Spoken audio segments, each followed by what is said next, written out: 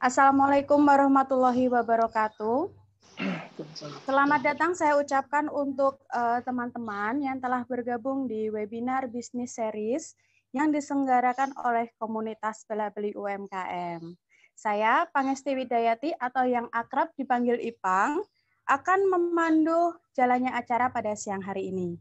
Nah, sebelum kita mulai acara, saya akan bacakan susunan acara terlebih dahulu. Yang pertama pembukaan dan doa bersama, kemudian sambutan oleh Bapak Ahmadi Kafid Wibowo selaku pengurus komunitas Bela Beli UMKM, dilanjutkan pemaparan materi oleh narasumber, kemudian tanya jawab, sesi foto bersama dan ditutup dengan doa bersama. Nah, masuk ke acara yang pertama yaitu pembukaan. Marilah kita berdoa bersama terlebih dahulu menurut agama dan kepercayaan masing-masing. Berdoa dipersilahkan.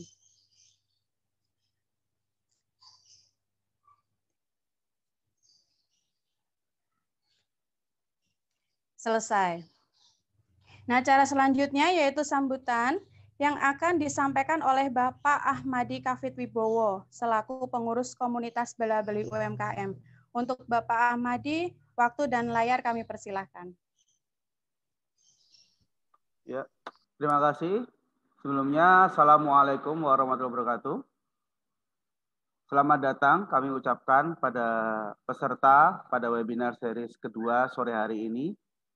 Kami sangat terkejut ya atas antusias dari teman-teman semua. Tanpa menurunkan semangat antusiasnya di webinar series ini diikuti sudah terdaftar lebih dari 40 peserta dan ini sangat menggembirakan kami sebagai panitia, terlebih dalam hal ini sebagai pengurus inti dari komunitas Bela Beli UMKM Indonesia. Perlu diketahui bersama bahwa komunitas ini merupakan komunitas nirlaba yang didirikan pada tahun 2017 yang merupakan wadah berkumpulnya pelaku UMKM sekaligus mencakup para pelaku UMKM seluruh Indonesia dari Sabang sampai Merauke yang berkumpul dan interaksi sharing bersama di sebuah wadah komunitas yang memberikan dampak positif sekaligus semangat, sekaligus saling menyemangati. Karena untuk di era pandemi seperti ini kita saling menguatkan dan saling membersamai dalam setiap kegiatan-kegiatan kita, termasuk menjadi tempat kita mendapatkan ide inspirasi usaha apa sih di kemudian hari yang mungkin bisa menjadi sebuah jalan untuk membuka rezeki kita masing-masing. Untuk webinar series yang kedua kali ini, komunitas Bela Beli UMKM mengadakan menghadirkan narasumber kita yang sangat hebat sekali, termasuk juga peserta dari komunitas Bela Beli UMKM yang sudah lama bergabung juga, yaitu Ibu Eko Retnawati dari pemilik CV Honesia Alamindo Barokah, yang memang sudah berdiri resmi dari tahun 2014 untuk CV-nya dan menjadi produsen madu Al Mubarok. Mungkin di kawasan Jogja, Jawa Tengah sudah sangat mengenal untuk produk-produk madu Honesia.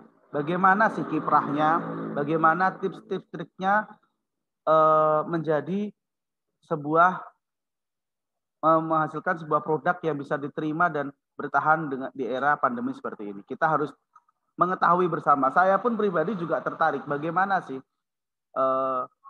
menjalankan sebuah usaha yang sudah dibilang 7 tahun ini sudah sangat bertahan dengan cukup baik. Mungkin itu saja untuk selanjutnya. Jangan sampai lupa mengikuti webinar series ketiga kami yang nanti akan kami sebarkan flyernya di bulan depan tentang bagaimana mengelola keuangan itu sendiri dari sebuah UMKM. Nanti kita akan dengarkan dari sebuah narasumber yang tidak kalah hebatnya.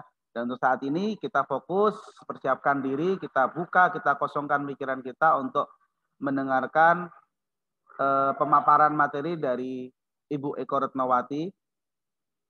Dan selanjutnya mungkin itu saja dari kami. Dengan ini webinar ini kita buka bersama, kita fokus untuk mengikuti bersama. Waktu dan layar saya kembalikan kepada Ibu Ipang. Terima kasih.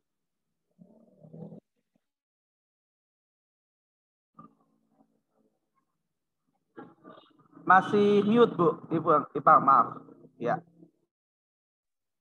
Maaf. Oke, terima kasih Mas Amadi untuk sambutannya. Mungkin tadi sedikit terselenting ya Mas ya, webinar series. Nah, mungkin teman-teman di sini pada bertanya nih, kenapa sih kok ada webinar series? Nah, yang mengikuti webinar Bela Beli UMKM dari awal, mungkin bertanya-tanya, kenapa webinar kali ini berbeda? Kenapa harus series? Nah, jadi webinar bisnis series ini terselenggara atas dasar permintaan para pelaku UMKM dan anggota Bela Beli UMKM yang menginginkan usahanya dapat berkembang, terutama di masa pandemi sekarang ini. Nah, untuk itu komunitas Bela Beli UMKM mewujudkan dengan menyelenggarakan webinar bisnis series yang dibagi dalam 3 seri, di mana seri pertama sudah dilakukan di tanggal 24 April 2021 dengan tema cara mudah memulai usaha. Kemudian seri yang kedua dilaksanakan pada hari ini, dan seri ketiga akan dilaksanakan pada tanggal 26 Juni 2021 dengan tema manajemen keuangan bagi pebisnis pemula.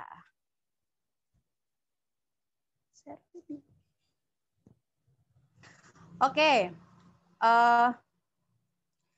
memasuki acara inti. Kalau kemarin teman-teman sudah belajar mengenai bagaimana sih cara mudah memulai usaha. Nah, pada hari ini kita akan sama-sama belajar mengenai trik dan tips marketing apa saja yang bisa kita lakukan untuk meningkatkan omset. Nah, untuk membahas hal ini sudah hadir bersama kita Ibu Eko Retnowati. Kita sapa dulu di sini. Halo Ibu Retno. Masih mute Ibu. Ya, halo Ibu. Assalamualaikum. Iya, Mbak Ipa. Waalaikumsalam, Mbak Ipa. Iya, beliau ini adalah pemilik dari CV Hanisia Alamindo Barokah, di mana produknya adalah berbagai macam madu asli Indonesia dan sudah kemana-mana ya Ibu ya untuk penjualannya. Ya, baik. Sampai Papua.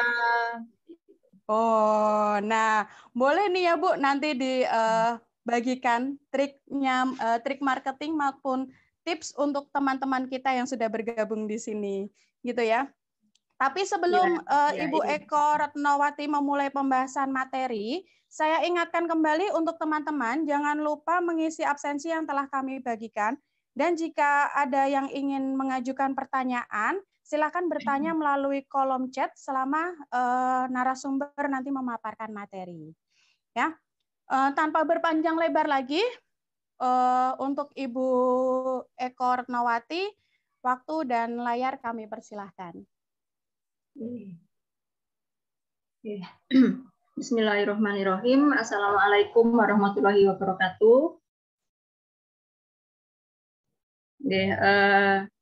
Yang pertama saya ucapkan terima kasih kepada teman-teman Bela Beli UMKM, kepada seluruh pengurusnya yang digawangi oleh Mas Aldo, Pak Kafid, Mbak Ipang, Mbak Gitin, dan semua pengurusnya seperti itu. Dan terima kasih juga untuk teman-teman semua di Bela Beli UMKM dan juga seluruh peserta ya acara di siang hari ini.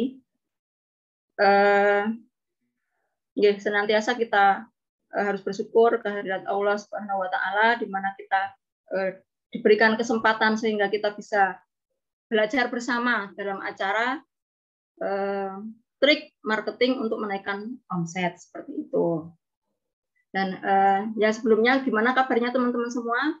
Semoga selalu sehat di masa pandemi seperti sekarang ini. Semoga semuanya selalu dalam keadaan sehat dan bisa menjaga ya selalu daya tahan tubuhnya selalu kuat seperti itu ya.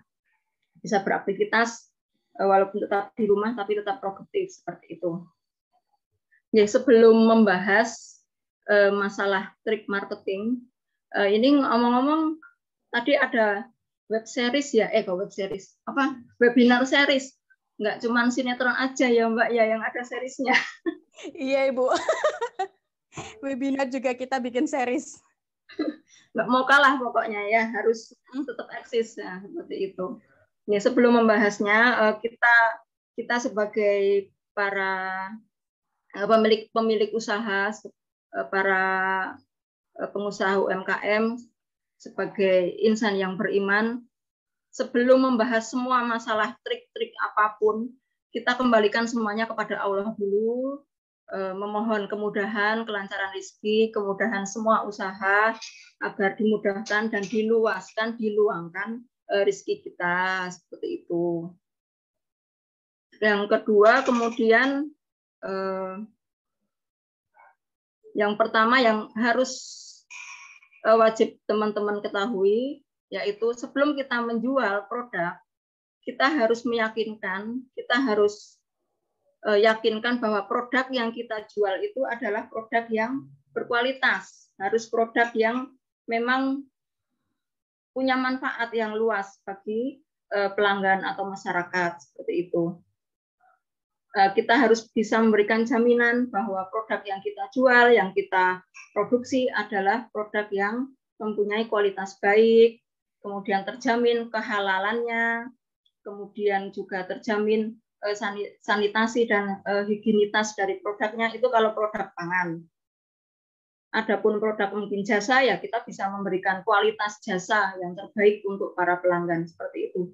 Kalau produk saya di sini adalah madu, jadi kalau saya sebagai owner, jadi saya bisa menjamin kualitas produk yang saya jual adalah berkualitas dari A sampai Z, dari hulu ke hilir, dari proses pemanenan seperti apa, bahkan kalau panen itu harus ada tim yang menyaksikan panennya langsung. Jadi saya tidak bisa melepaskan dari petani, misal ini ada madu, misal oh ya kemudian didatangkan langsung ke tempat saya, kami nggak bisa seperti itu. Jadi diusahakan bisa menyaksikan langsung mulai dari pemanenan. Jadi yang dibawa pulang ya yang kita saksikan panennya itu, seperti itu. Itu dari segi kualitas. Dan yang kedua, pastikan bahwa produk yang kita jual adalah produk yang memberikan solusi terhadap keresahan-keresahan masyarakat, terhadap apa yang dibutuhkan masyarakat, seperti itu. Mau sebagus apa, mau semahal apa, tapi kalau produk yang kita jual tidak bisa memberikan solusi kepada pelanggan, ya mungkin pelanggan hanya sekali beli aja, cuman penasaran, tapi setelah itu akan sulit untuk repeat ordernya. Jadi kalau produk kita itu bisa memberikan solusi terhadap permasalahan pelanggan, dan kemudian yang kedua kualitasnya juga kita jamin, nah tanpa berbagai macam trik yang gimmick-gimmick apapun, pelanggan akan beli lagi dan beli lagi, seperti itu. Nah itu kunci ya, kunci yang pertama kualitas, yang kedua memang produk kita mampu menjawab solusi terhadap keresahan ataupun kebutuhan pelanggan, seperti itu. Nah kemudian masuk ke triknya, sesuai judul, trik marketing untuk menaikkan omset ya. Omset sendiri itu pengertiannya apa sih?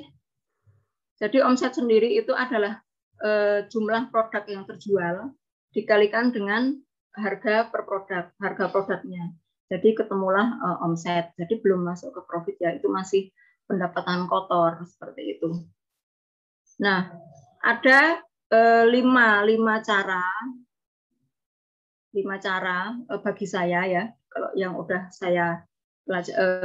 saya lakukan. Intinya ada 5 cara untuk menaikkan omset itu.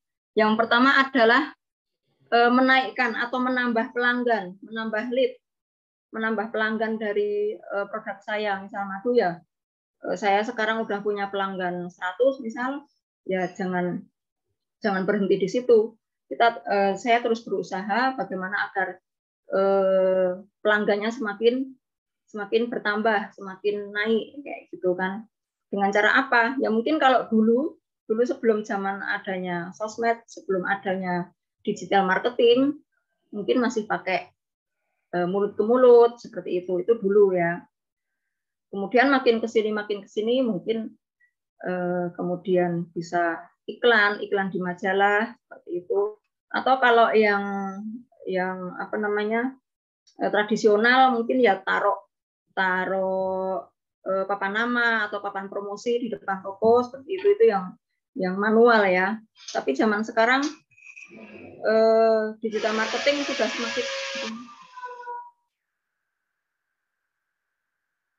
semakin ini ya, sudah semakin maju, sudah roda teknologi semakin bisa kita ambil manfaatnya untuk memudahkan dari usaha kita. Dari digital marketing kita bisa bikin website, kemudian bikin akun-akun sosmed seperti Instagram, terus yang terbaru mungkin TikTok kayak gitu. Kita bisa ngambil TikTok dari segi manfaatnya, tidak melulu tentang anak muda yang joget-joget ataupun hal-hal yang viral. Kita bisa mengambil manfaatnya untuk promosi produk kita kayak gitu. Seperti itu. Karena kita memang sekarang harus mau nggak mau harus mengikuti yang namanya perkembangan digital marketing seperti itu. Kemudian yang kedua yaitu menaikkan nilai konversinya. Jadi setelah kita melakukan awareness atau trafficnya biar banyak yang masuk gitu kan. Kemudian jangan lupa kita cantumkan nomor kontak di mana kita bisa pelanggan bisa menghubungi kita seperti itu. Nah, yang kedua tadi itu nilai konversi. Nilai konversi itu jumlah produk, jumlah pelanggan yang closing dibagi dengan lead yang masuk dikalikan 100%, dikalikan 100. Jadi nilainya persentase seperti itu. Jadi kalau dari promosi kita, iklan kita itu lead-nya yang masuk berapa sih? Taruhlah sehari yang masuk 10 orang. Nah, nilai konvensinya berapa? Apakah 40%, ataukah 50%, ataukah 60%? Jadi kalau taruhlah 50% aja. Dari 10 lead yang masuk, kalau 50% nilai konversinya, artinya kita sehari itu kita bisa mendapatkan 5 pelanggan baru. Nah, seperti itu. Nah, gimana sih cara untuk menaikkan nilai konversi ini? Nah, ini di sini adalah tugas CS. Atau kalau teman-teman yang belum punya CS ya, artinya kita harus membekali diri sendiri untuk bisa menjadi CS. Dan ini beberapa tahun lalu saya pernah menjadi one man show ya. Saya ngurusi produksi, ngurusi admin, ngurusi promosi, ngurusi customer service. Seperti itu, saya pernah menjadi itu semua. Dan alhamdulillah sekarang saya sudah punya teman-teman yang siap bekerja sama dengan saya lah, intinya seperti itu. Nah, bagaimana cara menaikkan konversi ini? Ya, itu tadi kita harus membekali customer service. Bagaimana untuk bisa meningkatkan nilai konversi. Seperti kita harus fast respond, atau kita juga harus menampilkan alamat-alamat sosmed kita tuh harus lengkap. Telegram, WA, kalau perlu Instagram, semua kita pakai selama kita bisa seperti itu. Kita pakai aja semuanya, kita lahap seperti itu. Nah, seperti itu. Kemudian sebagai CS, kita sebagai pemilik usaha juga yang jelas selalu memberikan pelayanan yang terbaik, selalu mengedepankan terima kasih, maaf, seperti itu. Kemudian juga membekali diri dengan produk knowledge-nya. Jangan sampai kita punya CS nggak tahu produk knowledge-nya, benefit produknya seperti apa, value produk yang dijual seperti apa, kayak gitu. Kemudian bisa memberikan membuat pelanggan tuh percaya. Kenapa sih pelanggan tuh konsumen itu harus membeli produk saya? Kenapa? Kayak gitu loh. Jadi bekali diri sebanyak-banyaknya. Jangan menunggu jangan menunggu perintah seperti itu loh. Kita harus punya inisiatif mandiri untuk membekali diri seperti itu. Kemudian seperti itu. Kemudian juga alasan-alasan kenapa sih konsumen itu harus beli produk ini, harus beli madu ini kenapa gitu loh. Harus beli madu ini kenapa? Dan kenapa harus Al-Mubarak nih yang harus dibeli seperti itu. Nah, itu harus diketahui oleh kita sebagai customer service, karena kita pun pemilik juga. Namanya ilmu customer service itu harus semuanya bisa gitu. Kemudian juga kita bisa bikin trik-trik agar pelanggan beli segera dengan memberikan promo-promo atau promo terbatas, kayak itu iklan perumahan itu besok Senin naik, nah kayak gitu. Nah, itu yang kedua ya. Kemudian yang selanjutnya yaitu meningkatkan jumlah pembelian, masing-masing pelanggan seperti itu. Jadi kalau saya biasanya saya tawari sekalian 1 karton ya, Pak, sekalian 1 karton ya Pak ya, isinya sekian, nanti kan ongkirnya nggak beda jauh, atau ongkirnya sama. Misal kalau Al-Mubarak itu kan 1 karton isi 25 kilo misalnya kayak gitu kan. Nah, terus si Bapak nih cuma beli 20, Pak sekalian 1 karton ya Pak ya, kayak gitu. Ongkirnya nggak beda jauh misalnya kayak gitu. Akhirnya kan oh iya, akhirnya kan terbeli tuh, akhirnya yang semula cuma mau beli 20, akhirnya terbeli 25 kayak gitu. Atau juga ada juga di tempat saya itu konsumen end user ya. Jadi konsumen end user lah gitu, yang beliau itu sering beli nih 2, 3 atau kadang sampai 5 botol kayak gitu.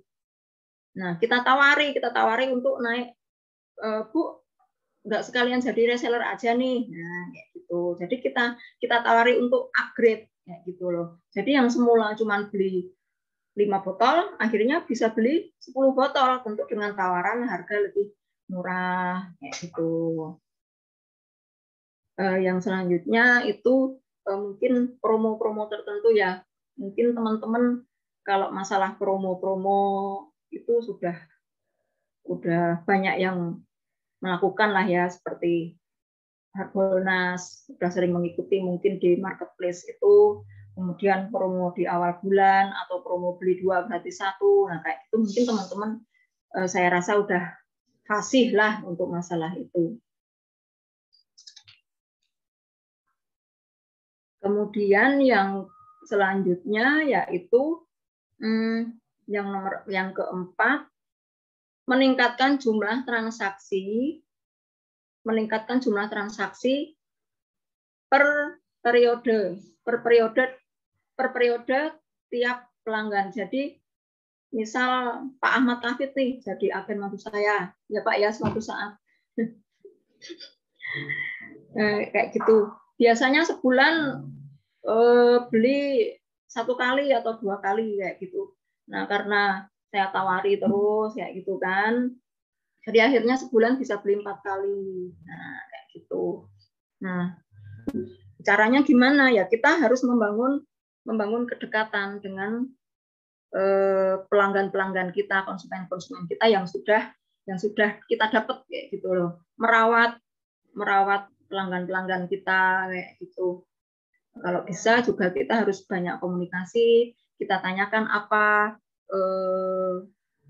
kesulitannya kayak gitu. Kok Bapak ini kok repeat ordernya ini ya kecil, 2 bulan baru beli 1 kali. Nah, kita sapa. Pertama kita sapa aja dulu, jangan langsung kita, Pak kenapa kok nggak pernah beli? Orang langsung lari, woi galak temen lah gitu kan.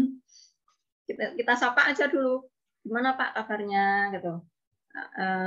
semoga sehat ya, kayak gitu aja dulu. Nah, nanti kalau udah jawab, oh alhamdulillah Mbak sehat, kayak gitu baru kita pelan-pelan tanya, apa Pak kesulitannya, ini pembelian Bapak kok udah lama nggak beli ya gitu. Kadang juga kalau kadang saya suka komen status yang receh-receh aja kayak gitu loh. Misal ada agen saya nih yang juga jualan makanan atau jualan pakaian.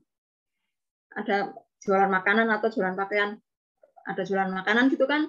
Ya kita kan perempuan kadang ngileran ya lihat makanan. Ngileran lihat makanan tuh suka ngiler duluan. Wah, enak ya, Mbak. Nah, kayak gitu. Wah, enak ya, Bu. Udah, jadi apa ya? Nggak melulu kita membahas soal jualan gitu loh. Kita bahas kayak teman aja. Kita jalin kedekatan seperti teman aja dulu ya, buat mereka nyaman sama kita gitu loh, buat mereka nyaman sama kita. Wah enak ya Mbak, oh iya nih, wah akhirnya kan ya gitulah omongannya mak-mak gitu kan, ya udah biarin aja, udah tinggalin. Nah, terus lagi nyapa lagi, pokok kita bahas yang receh-receh aja, sepele-sepele aja kayak gitu. Jadi biar mereka nyaman dulu, intinya nyaman dulu. Kalau udah nyaman kan akhirnya kan percaya kayak gitu, percaya dengan kita. Bahkan saya itu punya agen yang sudah gabung dengan Al Mubarok itu sebelum 2018. Jadi kalau Pak Ahmad Kafid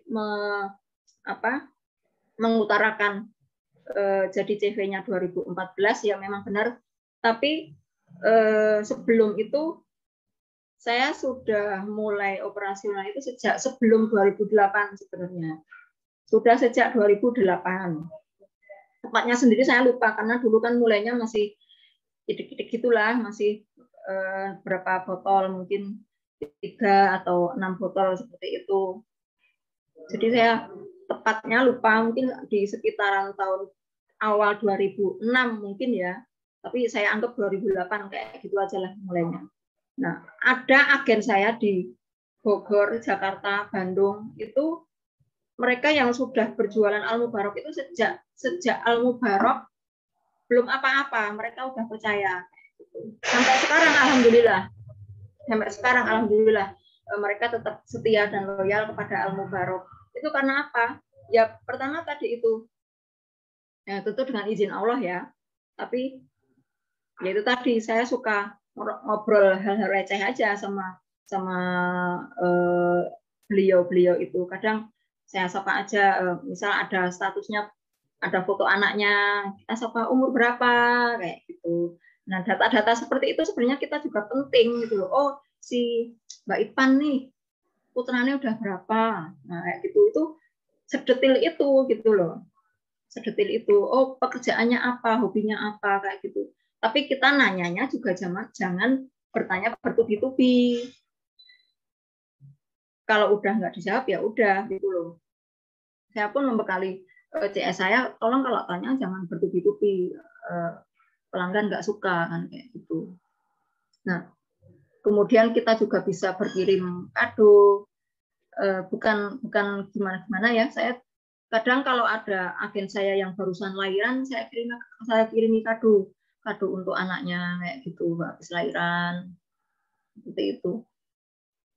Mereka kadang cerita curhat ke saya kayak gitu, Mbak ini saya repot Mbak lagi lahiran ya. Oh ya gitu. Bahkan kemarin pun ada yang qadarullah kena COVID, cerita ke saya, Mbak saya kena COVID. Oh ya wes tak doakan gimana lah semoga cepat sehat gitu. Seperti itu. Jadi kita jalin kedekatan dengan pelanggan biar mereka nyaman seperti itu. Kemudian Mbak udah mau habis belum? Satu nomor lagi ya. Yang kelima yaitu kita bisa menaikkan harga. Jadi untuk menaikkan omset ya tentu dengan menaikkan harga produk. Tapi ini kan sangat sensitif sekali. Kita perlu hati-hati untuk melakukan hal ini. Banyak hal yang perlu kita pertimbangkan seperti kompetitor dan lain-lain. Seperti itu. Nah, perang harga perang harga itu sering terjadi ya, sering terjadi. Kalau kita naikkan harga mungkin konsumen biasanya terjadi gelombang komplain, biasanya kalau di tempat saya kayak gitu, biasanya terjadi gelombang komplain kalau saya naikkan harga. Tapi juga ya perlu pengambilan keputusan yang bijaksana, seperti itu aja lah. Nah, biasanya kembali ke tadi ke trik untuk biar banyak beli, biasanya teman-teman ada yang perang harga, yang jor-joran kasih diskon kayak gitu kan. Nah, akhirnya kan terjadi persaingan yang kurang sehat, terjadi apa ya, berdarah-darah. Nah, kita kan orang mau jualan itu tentu yang kita harapkan kan kita dapat profit kayak gitu. Capeklah orang jualan harus selalu perang harga melulu kan kayak gitu. Nah, trik saya yang paling akhir yang saya lakukan yaitu tentang meng-create produk dengan positioning yang berbeda. Sama-sama madu. Jadi kalau mungkin teman-teman di BBU udah beberapa kali dengar ada madu Al-Mubarok, ada madu Hanesia. Nah, kalau ditanya bedanya apa, kalau dari segi produksi, dari segi alur produksi nggak ada bedanya. Tapi saya main positioning kayak gitu. Saya main variannya berbeda. Kalau Al-Mubarok itu positioningnya adalah madu dari sumber nektar yang berbeda. Jadi ada madu rambutan, madu randu, madu karet, madu mangga, seperti itu. Nah, di Hanesia variannya saya bedain. Dia aneka macam madu hutan. Jadi variannya madu Sumbawa, madu Sialang Sumatera, madu hutan Bangka, seperti itu. Dengan kalau madu Hanesia itu positioningnya adalah mengangkat kekayaan madu hutan Indonesia. Seperti itu. Kalau Al-Mubarok, madu dengan beraneka macam nektar. Seperti itu. Dan targetnya pun berbeda. Nah, ini salah satu trik saya juga main di positioning produk. Produknya sama-sama madu, tapi targetnya berbeda. Kalau Al-Mubarok itu targetnya saya adalah untuk kebutuhan sehari-hari keluarga, tapi kalau Hanesia itu lebih ke seperti ke pangan lokal, untuk ke wisatawan, seperti itu. Nah, kurang lebih itu paparan saya. Mungkin sudah cukup, mungkin nanti bisa dilanjut tanya jawab. Kurang lebih yang maaf. Saya kembalikan ke Mbak Ipang. Oke. Terima kasih Bu Retno untuk materi yang sangat luar biasa. Baru tahu nih Bu, ternyata banyak sekali trik-trik ya yang bisa kita lakukan untuk meningkatkan omset. Nah, semoga ini juga bermanfaat untuk teman-teman semua. Nah, Bu Retno, selama tadi Bu Retno memaparkan materi, banyak sekali nih Bu, teman-teman yang antusias mengajukan pertanyaan. Tapi sebelum saya bacakan, kita lihat dulu ya tayangan berikut ini.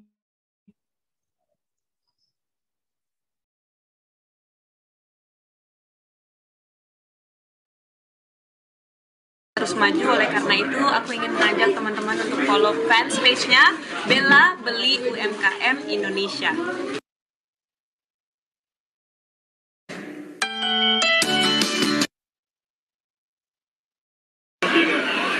Assalamualaikum Skrumia, jangan lupa ya di follow akun Instagram Bella Beli UMKM.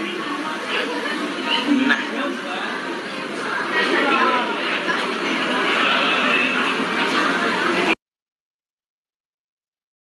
Assalamualaikum, halo guys, saya Soimah mau mengajak teman-teman UMKM seluruh Indonesia. Silahkan ikut bergabung di Bella Beli UMKM Indonesia. Nah, biar semakin solid, semakin maju, semakin berkembang, dan semakin membawa berkah buat kita semua tentunya ya. Jangan patah semangat, terus berjuang untuk UMKM Indonesia supaya makin berkembang. Oke, terima kasih. Assalamualaikum. Assalamualaikum, hai teman-teman yang tentunya kita semua ingin mendukung dan juga berharap bahwa UMKM Indonesia akan terus maju. Oleh karena itu, aku ingin mengajak teman-teman untuk follow fans page-nya Bella Beli UMKM Indonesia.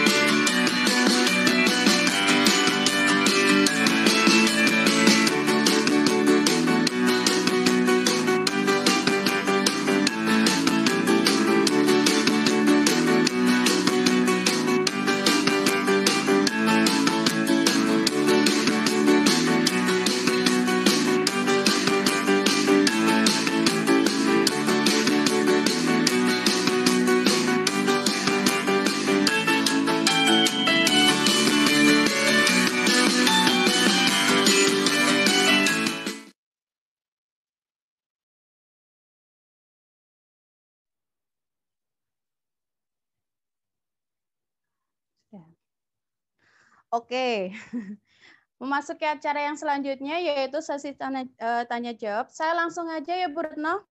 Untuk pertanyaan yang pertama, ini dari Saudara Yudi di Semarang.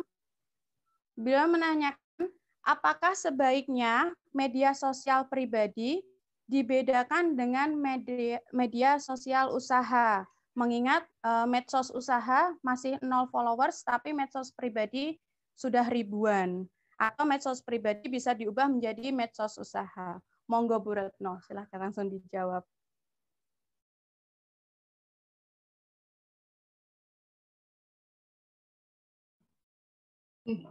Ya, terima kasih Mas Yudi atau Pak Yudi. Apakah sebaiknya medsos pribadi dibedakan dengan medsos usaha ya? Mengingat follower yang medsos pribadi udah ribuan. Kalau saya pribadi harus dipisahkan karena biar lebih terlihat profesional seperti itu. Dan caranya mungkin biar akun jualan nih juga ada followernya, kita bisa endorse dulu nih dari akun pribadi kita. Jadi mungkin kita bisa posting dulu nih produk kita satu aja, atau mungkin produk, atau mungkin edukasi, atau mungkin bisa trik-trik, bukan trik, tips apalah kayak gitu, jualannya apa, tipsnya apa. Kemudian kalau makanan mungkin kita bisa share resep pokok sesuatu apa yang bisa memancing.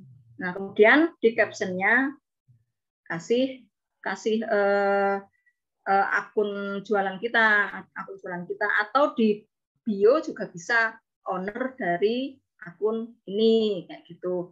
Kita bisa pancing dulu di situ, atau juga bisa dengan trik giveaway atau apa. Follow nih akun ini, nanti ada giveaway-nya misal kayak gitu. Jadi menurut saya wajib ya akun pribadi dengan akun jualan itu harus dibedakan seperti itu.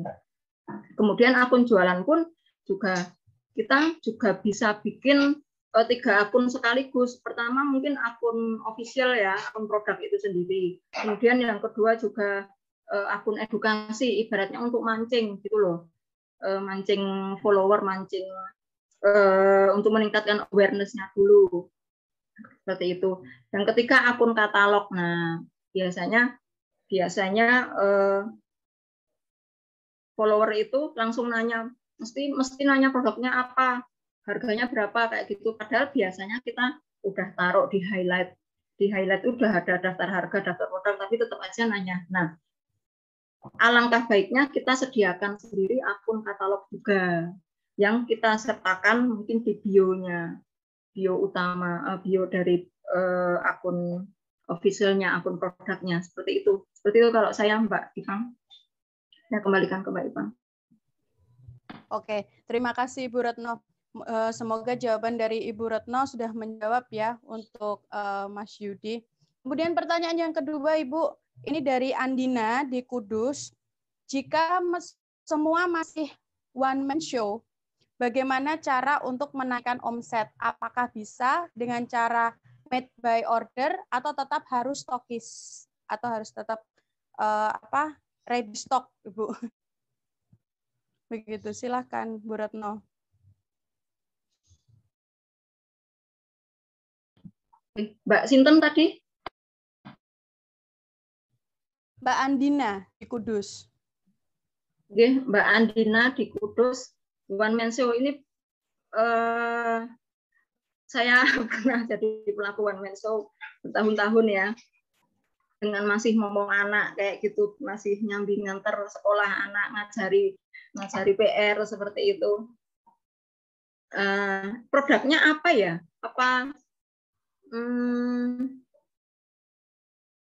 Jadi kalau saya dulu itu saya fokus di adminnya, fokus di promosinya, fokus di adminnya, kayak gitu. Jadi untuk produksi udah ada temen gitu loh. Jadi memang dulu cuma terbagi produksi sama admin kayak gitu. Jadi Mbaknya ini produknya apa?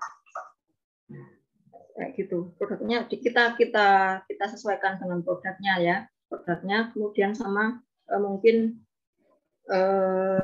kemampuannya seperti itu. Kalau made ready mungkin kalau masih one man show dan belum punya tenaga produksi, ada baiknya yang ready stock. Jadi kita bisa memanggil, kalau produk yang harus dibikin dulu ya, kita harus bisa memanggil teman untuk produksi dalam jangka waktu tertentu. Misal jadi tenaga produksi panggilan gitu loh. Kita bisa memproduksi 1 hari untuk persediaan mungkin seminggu atau 2 minggu seperti itu. Tapi kalau produknya produk fresh yang mungkin memang harus dibikin saat itu juga seperti itu.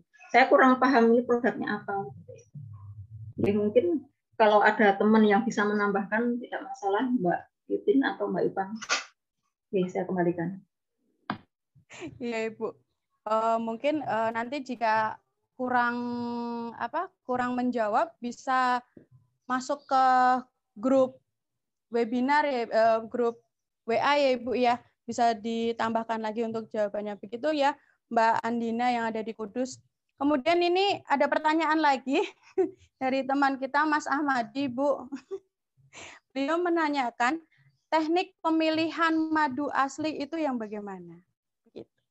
Silahkan Bu Retno.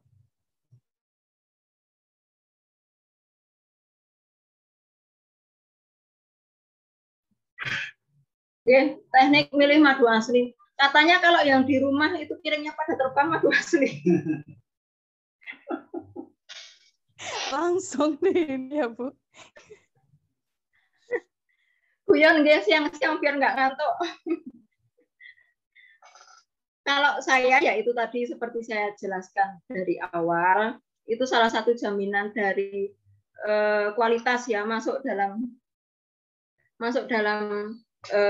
jaminan kualitas. Jadi kalau tim saya biasanya langsung menyaksikan panennya. Memang kita rekanan ya sama peternak, kita nggak beternak sendiri. Saya sebenarnya juga punya koloni lebah, cuman nggak banyak. Ada sekitar 50, mungkin ada, saya punya 50-an koloni. Tapi belum bisa memenuhi lah kalau cuma segitu kayak gitu kan. Jadi saya juga harus bekerja sama dengan petani lain. Biasanya petani menghubungi saya, Bu, tanggal sekian, jam sekian mau ada panen nih di mana. Nah, biasanya saya langsung ngutus tenaga saya ke sana seperti itu, menyaksikan panennya, dapatnya berapa kintal, itulah yang saya bawa kayak gitu. Kalau itu nggak bisa dilakukan, mungkin untuk yang madu di luar Jawa ya kita yakinkan bahwa supplier kita itu memang orang yang benar-benar bisa dipercaya seperti itu. Dan kebetulan kalau untuk produk madu saya yang hutan Sumatera itu kebetulan kan suami saya asli sana dan suppliernya juga ada kakak ipar sendiri, jadi seperti itu. Nah, Untuk teman-teman mungkin yang kesulitan untuk mengetahui madu yang asli nektar itu seperti apa atau madu buatan, madu itu sebenarnya bisa kita ketahui dari aromanya. Bisa dengan mudah kita ketahui dari aromanya. Jadi kalau aromanya itu manis gula, seperti apa ya? Aromanis, tahu permen aromanis itu, permen kapas aromanis, ya kurang lebih baunya tuh manis-manis kayak gitulah. Nah, padahal madu murni itu, madu asli itu pasti berbeda aromanya dari madu hutan, madu randu, madu rambutan, madu mangga, itu semua aromanya beda. Aromanya beda. Kalau bagi teman-teman yang sudah biasa mengkonsumsi madu, insya Allah bisa membedakan seperti itu. Dengan mudah bisa kita ketahui dari aromanya aja, tanpa dengan berbagai macam pengujian-pengujian yang banyak sekali terjadi itu, mitos-mitos itu. Dengan aroma, oh ini ada aroma nektarnya kayak gitu. Nah, itu mungkin butuh membiasakan diri untuk mengkonsumsi madu, dan mungkin jangan jangan enggan untuk bereksplorasi, mencoba berbagai macam madu seperti itu. Nanti bakal ketahuan sendiri. Oh, ini ternyata beda. Yang merek A sama merek B ternyata baunya kok ini kok kayak gini, ini kayak gitu, kayak gitu. Jadi kalau saya pribadi dari aroma sudah bisa diketahui seperti itu. Ini saya kembalikan. Terima kasih. Oke. Begitu ya Mas Ahmad ya penjelasan singkat dari Ibu Retno. Kemudian Ibu masih ada pertanyaan lagi, ini dari Pak Agus di Semarang. Beliau menanyakan untuk trik promo tadi, Ibu. Untuk promo biasanya hanya booming pada saat itu saja. Bolehkah diberikan saran apa yang harus dilakukan setelah periode promo berakhir? Jadi mungkin maksudnya pada saat promo, ini penjualannya gede nih Bu, tapi setelah promo balik lagi menciut gitu. Nah mungkin ada saran dari Ibu Retno apa yang harus dilakukan agar penjualannya itu tetap di stabil atau paling enggak turun tapi sedikit gitu. Oke, silakan Bu Retno. Mas Agus nggih, Mas Agus Semarang.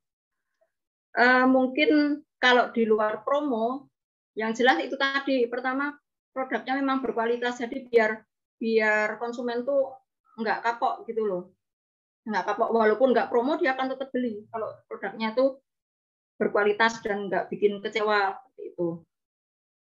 Itu dari segi kualitas. Mungkin kalau untuk trik yang lainnya, kita bisa memberikan unique selling-nya. Kita mungkin bisa memberikan hadiah-hadiah yang sebenarnya receh kayak gitu loh. Mungkin apa sih, beli parfum dapat hadiah dompet kecil atau kunci rambut, atau kalau Mas Agus ini jualannya apa, mungkin hal-hal yang masih berbau produk utama seperti itu. Itu trik promo. Bisa juga dengan memberikan promo beli 5 gratis 1, atau kalau sudah beli 5 kali dapat gratis 1. Jadi kalau udah terkumpul 5 nih di rumah, botolnya udah ada kosong 5 nih, ditukar bisa dapat gratis 1. Jadi kan kayak gitu, nggak nunggu promo, kayak gitu, nggak nunggu promo. Oh, udah di rumah udah ada 5 botol nih, buat apa di rumah? Nah, kayak gitu kan. Akhirnya kan ditukar, dapatlah gratis 1. Nah, kayak gitu. Atau bisa juga dengan servis-servis lain, gratis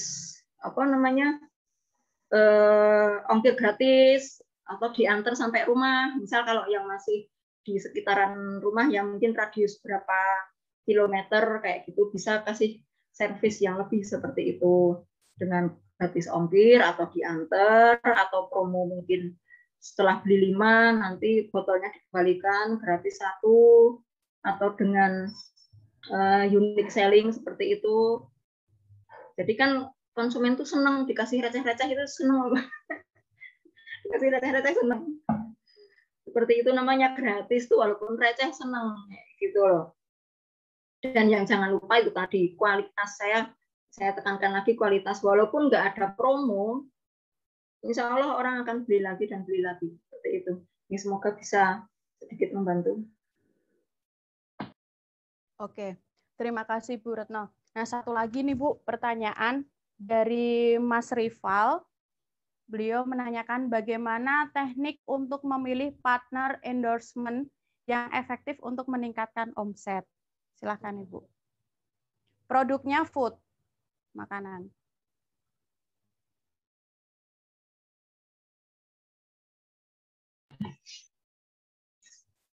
Untuk mencari ini ya influencer food ya, kita bisa nyari di sosmed siapa sih influencer food seperti itu. Dan foodnya juga lebih spesifik lagi nih, food tentang food yang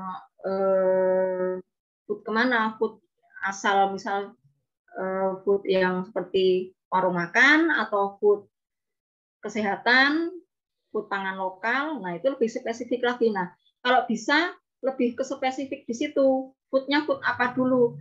Kita cari di sosmed aja influencer pangan sehat, influencer apa. Tapi kalau mungkin kalau di influencer pangan mungkin ada kayak siapa sih tokoh influencer pangan tuh ada deodoran sih.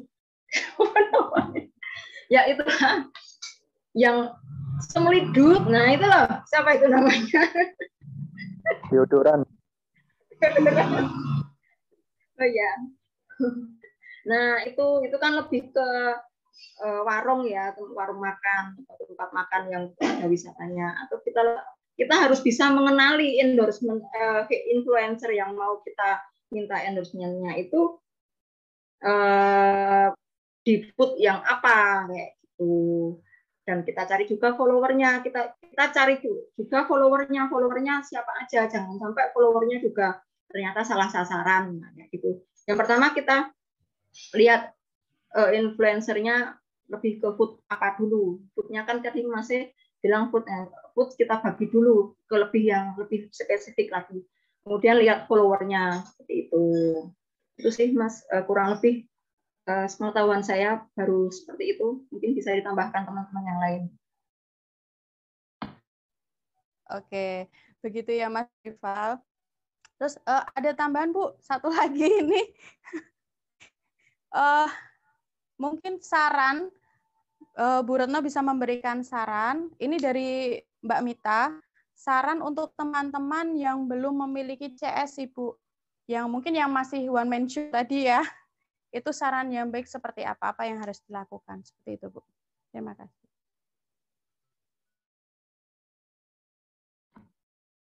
Mbak Mita, sebagai kita masih one man show beneran ya, bukan one man show acara TV. One man show dalam artian kita memang bekerja benar-benar tenaga dan otak tuh kita semua kayak gitu kan. Tentu ini ada yang bakal terkalahkan kan, apalagi kita sebagai perempuan, emak-prener lah istilahnya ya, saya kasih nama emak-prener lah karena memang emak-emak ini strong gitu kan. Yang bapak jangan ketawa. Ada yang ketawa. Emak-prener kayak gitu. Itu baru kalau yang istilahnya Bu Retno. Emak-prener. Emak-prener. Itu pernah saya jabanin bertahun-tahun ya, dan itu pasti ada yang terkalahkan Mbak, ada yang terkalahkan kayak gitu kan. Tapi apapun itu di belakang layar, di belakang panggung, jangan pernah kita mengeluhkan ke audiensnya. Jadi tetap menjadi yang ya saya nih hebat, saya nih bisa kayak gitu loh, semua bisa saya kerjakan. Saya akan tetap memberikan yang terbaik bagi audiens, bagi pelanggan kayak gitu. Apapun yang terjadi di belakang layar, di belakang panggung, nggak perlu kita tampilkan, apalagi sampai curhat-curhat di status di inilah kayak gitu. Nggak perlu diketahui oleh pelanggan seperti itu. Pokok harus benar-benar kita tampilkan kekuatan kita kayak gitu. Yang kedua, jangan pernah berhenti untuk belajar. Sekarang media belajar sudah sangat mudah kita dapatkan ya. beda dengan 10 tahun yang lalu ketika masih HP masih pakai apa sih? Itu yang pencetannya banyak masih pakai Nokia itulah. Nah, itu mau belajar kemana kita masih sulit. Tentu harus kita belajar harus ke warnet. Kalau saya dulu ke warnet, belajar dulu ke warnet kayak gitu, ngantri dulu per jam berapa kayak gitu pernah saya jalanin kayak gitu. Terus berkembang ke HP BlackBerry kan waktu itu juga udah agak lebih mudah. Nah semakin kesini kan semakin mudah banget, nggak perlu nunggu warnet. HP pun kita bisa belajar. Jadi kalau one man show-nya kerjaan kita mulai meliputi dari apa? Apakah kita juga meliputi produksi juga? Seperti saya kan juga produksi. Apakah kita cuma dunia penjualan aja atau juga ada produksinya? Nah, hendaknya kita selalu mengupgrade skill kita. Nggak perlu pelatihan yang berbayar, nggak perlu mungkin loh ya sejauh mungkin kalau udah yang agak teknis mungkin bolehlah pelatihan yang berbayar. Tapi untuk awal-awal kita cari dulu lah belajar secara mandiri, kita upgrade skill kita, gimana sih cara misal jadi CS yang baik. Buku-buku juga sekarang sudah banyak sekali seperti itu. Sampai sekarang pun saya tetap masih belajar, Mbak. Saya beli buku, walaupun penulisnya masih saya anggap anak-anak kayak gitu ya, anak saya kayak gitu. Masih umur 20-an kayak gitu. Saya beli aja kayak gitu loh. Apa sih marketing apa kayak gitulah, saya beli aja. Saya ambil yang memang bisa saya terapkan kayak gitu. Jadi jangan pernah berhenti untuk selalu belajar dari manapun itu, baik buku maupun dari website di online. Sekarang untuk mencari ilmu itu udah amat sangat dimudahkan seperti itu untuk Mbak Nita sebagai CS. Jadi tetap belajar, tetap memberikan yang terbaik untuk audiens, untuk pelanggan kita, dan jadikan jadikan pelanggan itu sebagai teman dan perlakukan pelanggan itu sebagaimana kita ingin diperlakukan kayak gitu. Kalau kita nggak ingin dicuekin ya jangan cuekin pelanggan kayak gitu. Kalau kita nggak ingin di PHP-in ya jangan PHP-in pelanggan juga gitu. Kurang lebih seperti itu, Mbak. Oke, terima kasih sekali Ibu Retno untuk penjelasannya. Sangat menginspiratif sekali ya buat teman-teman ya. Oke, baik teman-teman, karena keterbatasan waktu, mohon maaf sekali tidak semua pertanyaan dapat dijawab langsung oleh narasumber kami. Insya Allah pertanyaan-pertanyaan yang belum terjawab nanti akan dijawab oleh Ibu Retno dan akan kami share di grup WhatsApp. Ya. Untuk acara selanjutnya, yaitu penutup. Sebelum kita tutup acara ini, kita akan melakukan sesi foto bersama. Mohon untuk teman-teman dapat menghidupkan kameranya, dan sesi foto akan dipandu langsung oleh panitia. Untuk panitia kami persilakan. Ya, ditolong dihidupkan dulu kameranya ya. Kita mau ambil foto bersama dulu untuk dokumentasi.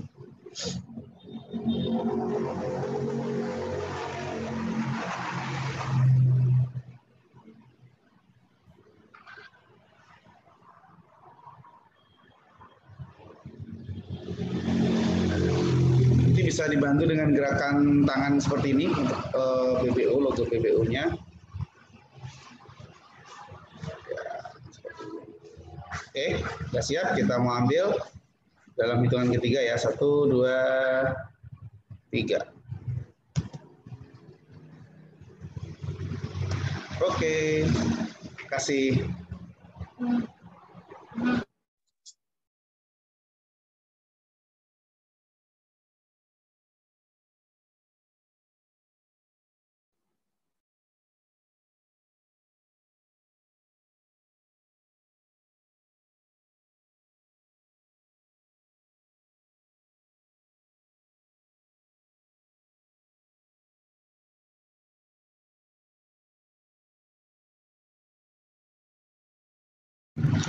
Mbak Ipang, maaf suaranya masih di mute, Mbak.